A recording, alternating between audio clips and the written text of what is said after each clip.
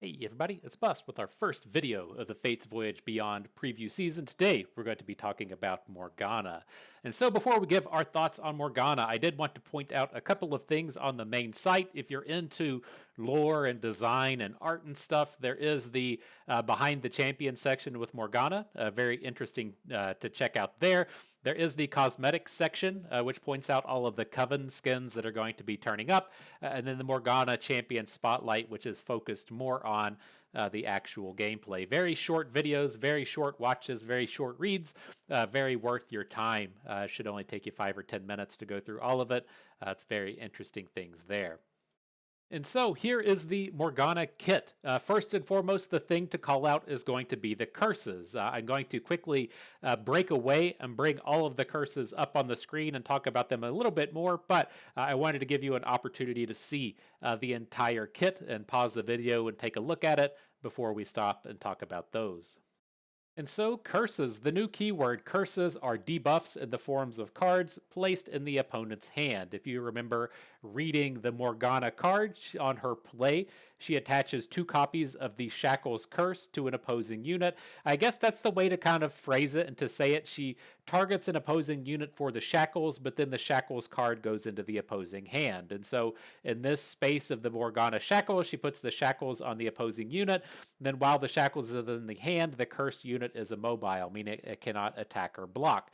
As far as these other curses go, there is suppression, which is while in hand, you can't play spells other than suppression. There's kind of 2 ways to think about this. The curse based idea to where if we have, say, an Ichor and a Tear and a Shackles in the opponent's hand, they may want to remove the Shackles off of a unit so that it can attack. But if the suppression is in the opponent's hand, they have to cast the suppression before they can cast the other abilities. And so a very interesting way to kind of lock the curses down in the opponent's hand, make them deal with them in the order they may not want to. Suppression also works on all of the other normal spells, so you can think of it as kind of a disruptive element as well. The Noxan one, Ichor, while in hand, round start deals 1 to the opposing Nexus, and then Terror, the Shadow Isles one, while in it gives, I'm losing it, excuse me, it gives the opposing unit -3 attack. But the thing to kind of specifically talk about in terms of the curses, as we put these spells into your opponent's hand, you're going to wonder if you can interact with them, right? What happens if I put 2 Ichors into the opposing hand and then they cast Rummage and discard them? That's just pure and straight value for the opponent. What Riot has said is that the curses cannot be targeted. And so if you play Maryam, and you want to updraft a card out of your hand, you cannot updraft a curse. You cannot discard a curse to Rummage. To the best of my knowledge, you cannot say, I don't know why you would want to do it, but you can't target it with, say, Practical Perfectionist to make copies of a card in your hand and shuffle them in your deck. I don't know why you would want to copy a curse, but you can't do it. Nonetheless, you can still shuffle away the hand, and so while the curses themselves are not targetable, you can get rid of them if the hand is targeted. So if there's a Sunken Temple on the board, the Sunken Temple shuffles away the entire hand, which would include all of the curses. Same thing applies to uh Chemtech Discarder. Whatever that PNZ guys cost. The 6 cost PNZ guide that Jinx likes makes you discard your hand and you draw 3 cards. That will discard the curses because that targets your hand. And so if it's a hand targeting ability, you can get rid of them. If it's something that specifically targets a curse, then it's stuck. And so, in terms of Morgana, there's 3 specific things I want to call out and talk about with her. The first is just thinking of her objectively, right? We have a 3/4 lifesteal for 5 mana, not a great deal. She has this curse ability to where on play she shackles an opposing unit twice, which is okay. To me, these things are kind of comparable to her standard stat line is like a Radiant Guardian, which is not very playable. Fringe playable at best, and then the rest of her ability is kind of like Captain Erica. Captain Erica, the 6 mana 4/4 spell shield elite that then captures a unit or a landmark. It's not as good as a pure capture, but the ability sticks should Morgana die, and we're just kind of assuming that the Shackles kind of kills the opposing units. I know there are some units in the game that don't care about being immobilized, like Seraphine or Karma or whatnot, but we're just kind of dumbing this down and taking it basically and assuming that Morgana just kills the unit until you discard the shackles. And so, like, independently of each other, like, I don't want Radiant Guardian, I don't want Captain Erica. If you merge them into a singular card, I'm like kind of interested, but that's not like really getting me amped up and really getting me excited. That's just kind of like fringe playable at best. But to me, where Morgana gets really, really exciting is on the level 2, on this attack ability to where you curse the strongest enemy that is not cursed with shackles, so you aren't like 6x shackling the same unit.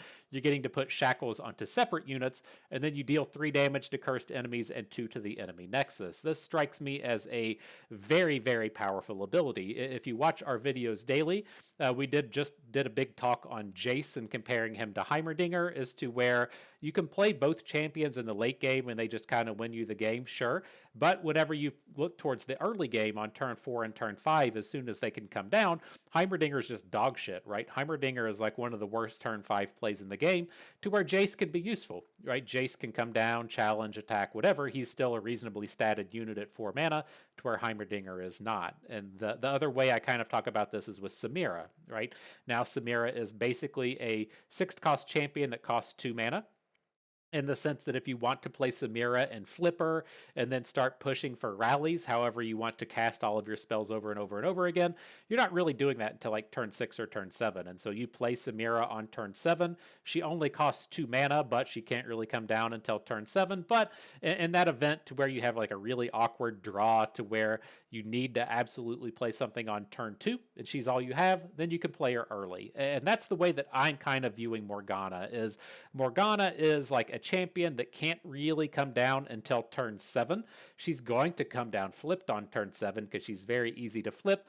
But there's going to be these situations to where it's like, opponents playing Legion Rearguards, I have to get Morgana down on turn 5. Or like, opponents playing Zed Gwen and they have a bunch of Shark Chariots, I have to play Morgana on turn 5 just to block and not die. Then that's completely fine and reasonable. But to me, Morgana is a 7-drop that costs 5 mana. And so that's kind of like piece 1 is, objectively, what if we think of Morgana? Level 1, kind of meh. Level 2, fucking bonkers. And so that's where I'm interested. Now, the next 2 pieces are what kind of decks do we actually look to fit Morgana in? And I also think that can go in 2 separate ways. And so first we'll talk about the boring way, right? That's going to be the control deck. I can most certainly see decks to where you play Morgana on turn 5, she blocks a 3/3, she does some lifesteal and kills the unit. Great. The opponent attacks again. You block a 3/3, Morgana dies. She's done like 12 points of lifesteal at this point by blocking. She's shackled a unit, and that's enough to just carry you until you try to play your Elder Dragon or whatever the fuck you're trying to do with a control deck, right? And so I think that she can kind of fit into that scheme. If you're trying to play control deck Targon, Morgana can be the kind of just board stall value play that you drop in the middle of the game that buys you the time until you can drop your obnoxious stuff later in the game. That, to me, is what the majority of her kit is trying to pull off. If you want to look at a card like Dark Binding, if you want to look at a card like Lisa and Dolly, these are cards that are quite good at just stalling you until the late game so that you can play whatever your 8-drop that isn't Mihari is. And so that's kind of like the second thing to talk about, control deck Morgana. I'll let the control deck players go out there and tool around with that and figure that out. I have no intentions of doing it whatsoever. The thing for number 3, the thing that I get really excited about is the concept of Aggro Morgana. Now, take this situation. I don't think this situation is incredibly tough to pull off. I think that this is going to be obnoxious and fairly easy to do. And so it's turn 7, as we've been talking about, right? Our Morgana's flipped because targeting stuff 8 times is very easy to do. We can stop and talk about that flip if you want before we get in too far. If you want to target stuff 8 times, that's what Varus takes. Varus is very easy to flip. Pantheon, you target your stuff across 5 separate turns. That's very easy to do. This lets you target stuff multiple times within the same turn. It gets even easier. The thing that Morgana does is she also counts the opposing units, and so when you play Morgana, that's 2 towards her level up, right? She's targeted an opposing enemy twice, I think. Maybe that only counts as, it probably counts as 1 target, but it's 2 shackles. But nonetheless, you have all of these units that do some of the targeting for you, like Lisa and Dolly targeting units. If you want to, say, play Ice Veil Archers, that targets a unit. If you want to play something like Sharesies, say we're out here playing Yuumi Morgana, we get a target off of Yuumi, and then we play a Sharesies for another target, and then the second half of Sharesies targets another thing. Like, you can very easily flip Morgana. The long story short, targeting units 8 times is easy to do. But to cycle back to what I'm excited about with Morgana is we're playing Demacia, because that's what we do. We like to attack. It's turn 7. She's flipped because we've done some targeting. Good job, guys. And so we play her. She curses an enemy unit of our choice. We'll just say it's the strongest one. Now our next move is to cast Cataclysm. We're going to cast Cataclysm on Morgana, targeting our opponent's weakest unit. It's going to be some like 2-3 or something that she can safely hit. Her attack ability is going to pop off. She's going to curse the opponent's next strongest unit. She's going to deal the 3 damage to things that are cursed to maybe get a kill on something, and then deal 2 damage to the enemy nexus, kill this small unit that we just challenged. Now, we're just going to make our normal attack, right? She's going to get to use this attack ability again, and that's going to shackle the opposing biggest unit. So now we've shackled 3 units within the same turn and killed off their smallest unit with a Cataclysm. That should be a very easy point to just come in and kill off the opponent. Now, the other kind of interesting things we can do with Morgana in this sense is, okay, it's turn 7. We have 3 spell mana banked up. We play Morgana. We curse the opposing unit with the shackles, kind of remove it from existence, if you will. And then we just cast Golden Aegis onto Morgana. We get the rally, we get to attack, we get to shackle something else, and then we get all of that damage in, rolls into the next attack token, and we just get to attack and shackle stuff all over again. Like, these attack abilities are super, super, super powerful, and anytime you have this attack ability that also removes a unit, that's fucking bonkers. And so that's the kind of mindset that I have whenever I see Morgana and the obnoxious stuff that we're going to pull off. Let's just say that we're playing like Morgana Riven, right? And we use Riven and all of the Reforged stuff to use the targets to get our Morgana to level up. And then we start using stuff like Relentless Reckoner, whatever the guy is that lets you target a unit for a free attack, or you start to play Shun Pose, or you start to play Katarinas. Anything that lets you get a free attack, perform an attack, or get a rally is absolutely nutsos with Morgana. And it just happens that Morgana is in the rally faction. And so I expect this to just be the way that she is played. The rest of the Morgana kit, I don't think is going to be used. I look at a lot of these cards out of Targon and just go dog shit, dog shit, dog shit, dog shit, dog shit, dog shit, dog shit. But when I look at Morgana and this attack ability, I say, oh fuck. This just has the ways to just be pure and simply obnoxious. And so that's what I'm really looking forward to with her. I can like envision the control deck stuff. Like, it makes sense to me. I get it. You get like a 3-for-1 out of Morgana and she gains you 12 health. That makes complete sense. But to me, where she's going to be actually useful and strong is this attack ability on level 2. And so what it will really come down to then is figuring out how to get her leveled up effectively. And again, so something like Varus works, using equipment casts works, casting removal spells works. You can use, in Eternal, you can use something like Concerted Strike to get 3 targets off of a single spell. Like, there are a ton of ways that you can come in and get these targets. It's just going to be figuring out the effective ones. And from that point forward, you're just playing a good mid-range deck, right? That's what I really like about the concept of Morgana in some of this space, is just playing good mid-range stuff, and having this really crazy thing up at the top end is quite good. And so that's my kind of thoughts and feels on Morgana on the whole. Is there a control deck? Probably not. Targon sucks, and so I don't really see it. But as far as attacking with her, great. We can play Morgana Taric and have a Poppy Taric style deck. We can play Morgana Jarvan. Not a combo in the sense of Jarvan is probably going to attack a unit you've already shackled, but that same kind of idea where you're generating cataclysms and getting a bunch of free attacks and stuff. Like, I can definitely see this attack angle with Morgana working absolutely spectacularly. And so, before we talk about the remainder of the Morgana kit, there's two cards I want to stop and call out because they don't appear on that nice image that Riot provided us. So we're over on Runeterra.ar. They have the full spoiler up there. Highly recommend you use something like Runeterra.ar as opposed to Mobalytics. I really can't stand Mobalytics. They gave up on the game over a year and a half, 2 years ago. Riot still supports Mobalytics because of League of Legends. I get it, but if you're out here playing Runeterra and such, I highly recommend moving over to Runeterra.ar or one of the people that actually care about the game, right? Mobalytics, I'm sure they do great things in the space of League of Legends. They gave up on Legends of Runeterra. They're dead to me as far as this game is concerned. And so please do support someone like Vivo over at Runeterra.ar. But nonetheless, to move into the space of these remaining cards, Sinner's Vice strikes me as kind of interesting. It's a Targon spell. It's not pure removal. It's just kind of halvesies removal, if you will. Given that you put the shackles on the opposing unit, that unit can still have regular effects happening. It's just not attacking. But the Targon removal all is pretty terrible, right? In terms of the big removal kind of kill anything spells, you have Sunburst, which is the good one. You have the new Malphite Titanic spell, which is okay. I don't know. It's not great. You're never excited to play it. And Sinner's Vice kind of fits in that space to where, it can catch anything, but it doesn't have any real like pure catch-all removal abilities to it, but it does have this increase the cost of opposing curses by 1 kind of thing to it. So now as you cast the Sinner's Vice, if your opponent wants to free up the unit, they have to spend 6 mana. And then assuming that we've played a Morgana and we've played another Shackle card, getting access to the everywhere ability to increase the cost of everything can very easily set us up in the space to where we spend 6 mana to make the opponent spend like 12 mana. And so I think it's very interesting in that sense. I'm not trying to hype it up as the greatest removal spell ever printed.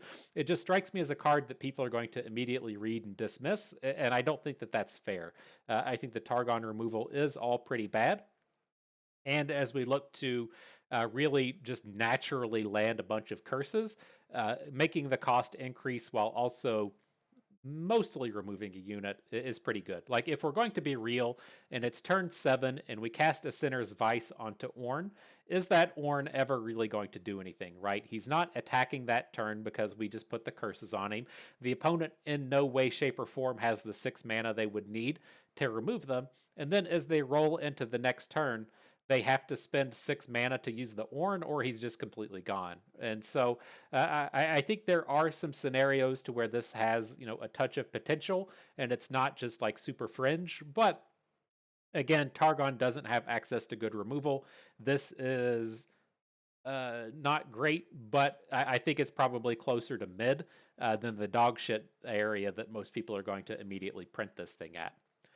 The other one to call out that Riot did not print is probably because it is actual dog shit, and that's going to be Magical Fettering. As a 2 mana slow spell, you give an ally +2 health. That's a permanent bonus. That's not a combat trick speed. But then you give your opponent the suppression. That is the curse that they have to cast before they can cast any other spells. And I tried to envision this in Formidables, right? I couldn't imagine this fitting in something that isn't Formidables. And it's like, if you have some kind of early curve, right, to where you play a Petricite Broadwing, you play some 1 or 2 drop, and then you play a Magical Fettering on the Broadwing, is that good enough, right? Your opponent now can't play spells until they cast the thing, until they cast the suppression.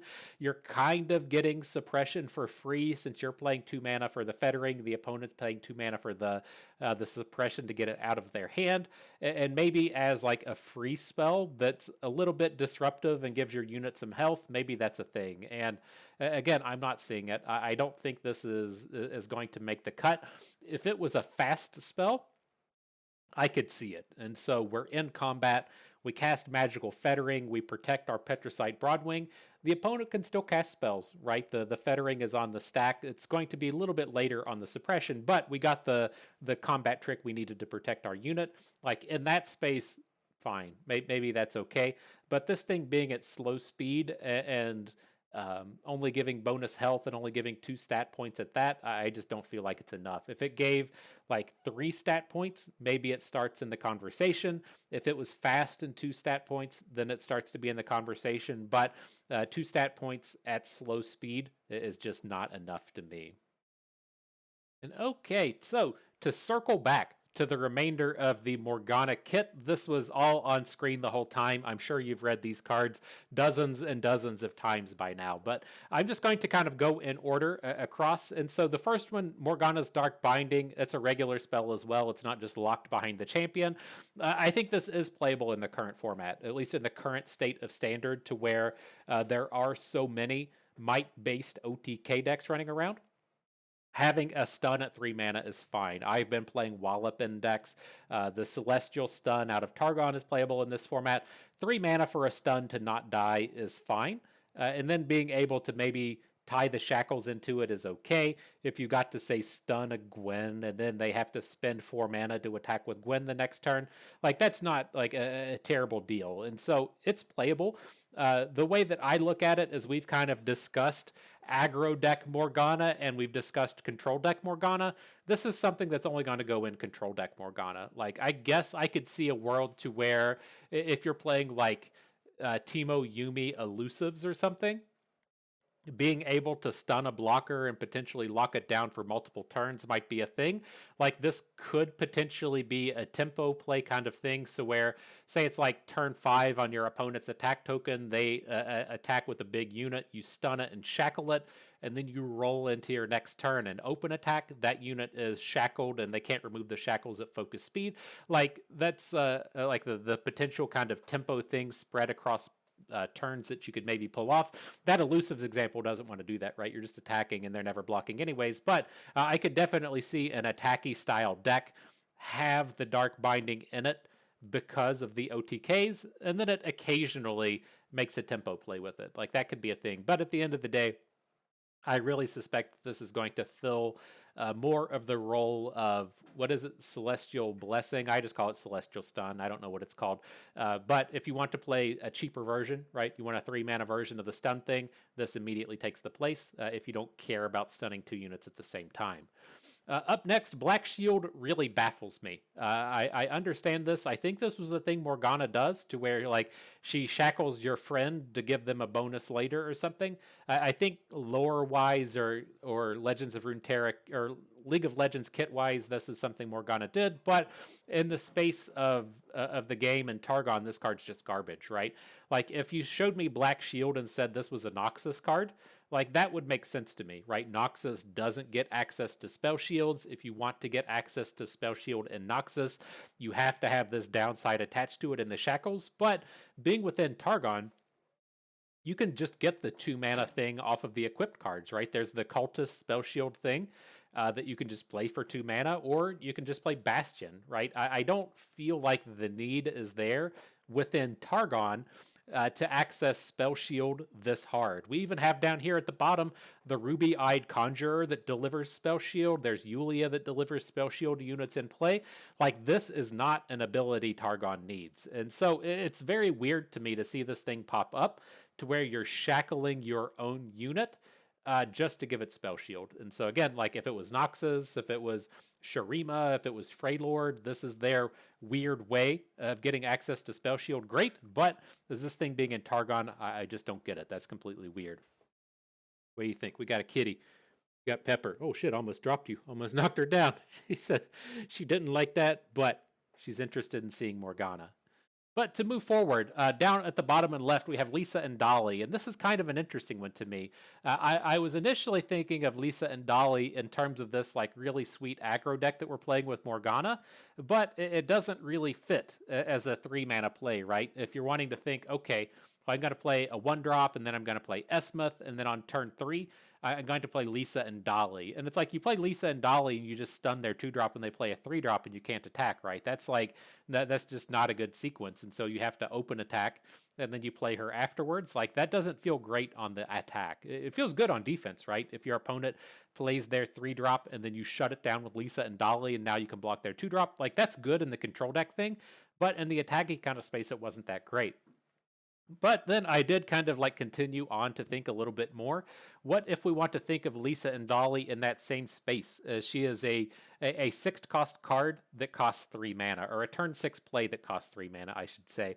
And so that's to where it starts to get like a little bit more interesting. Now, if it's turn six, you get to lock down your opponent's 5-drop, which is still a very relevant unit, and then you get to play a 3-drop and a 3-drop. Like maybe that's kind of a thing. I don't think it's gonna work, but the aggro thing I was kind of thinking of with Lisa and Dolly is just playing Anti-Gen. And so if you get to, say, play Lisa and Dolly on turn 5 and then play the stagehand, maybe that's enough to make it work out. And so there might be that kind of space to where she works.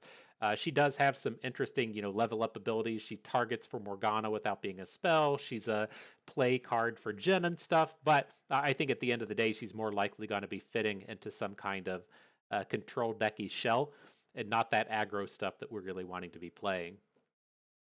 Another very kind of interesting space with the Ruby-Eyed Conjurer. The immediate comparison is going to be to Yulia. Right, Yulia, the 3/3 for 3 that on play targets a unit, gives it Spell Shield or Overwhelm, and then if you don't have any units in play, she gives it to herself. And that makes a lot of sense in terms of these targeting decks, right? You're playing Pantheon, you get the target out of it. You're playing Varus, you get the target out of it. And so like that all works together nice and well, but the Ruby-Eyed Conjurer doesn't get that because the card is in your hand. And so if you're playing the Conjurer, the place that it's going to work, at least in my opinion, is if you think of what you're trying to do with, say, Curious Shellfolk, is to where what's it cost, like 6 or 7? God, I don't I don't play that card. But nonetheless, like your idea with Curious Shellfolk is you play it on turn 7. If it survives the turn, then you win the game. And the problem with trying to make it survive the turn is you spend all of your regular mana to get it on board, and then you only have the 3 spell mana left to protect it. But if you have something like Ruby-Dyed Conjurer that lets you deliver a spell shield beforehand, you play it on turn 6 with the spell shield, makes it much, much, much easier to roll into turn 7 with your unit on board and alive. And so that's where I think the Conjurer will come in, is whatever these really, really, really high impact, big late game must survive kind of plays are. If you want to put this on, say, like a Heimerdinger to where he comes down with Spell Shield, that makes sense to me. Playing the Conjurer on 2 and then playing Heimerdinger on turn 5 with a Spell Shield, so you get to untap on turn 6 and immediately cast a 6-cost spell and get the elusive turret. Like, those angles are what you're going to be wanting to do with the Conjurer. And so he's just going to be trying to make friends with the most obnoxious cards in the game.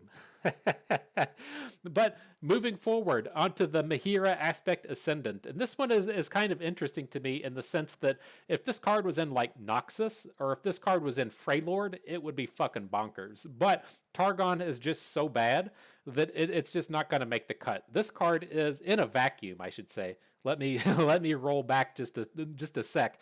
In a vacuum, this card does literally everything we want out of an expensive card to do.